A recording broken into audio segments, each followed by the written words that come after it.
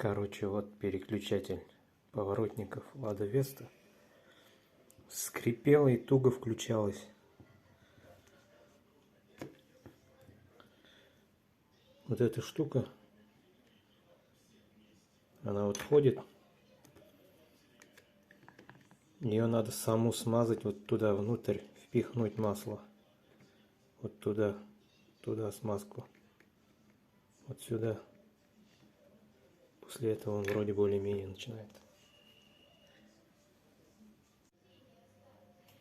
Чтобы вот эту крышку открыть, надо вот два винта снизу и сверху открутить.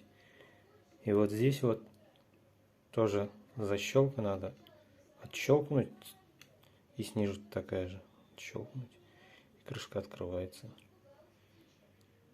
Когда вот крышку эту закрываешь, надо эту штучку немного прижать внутрь.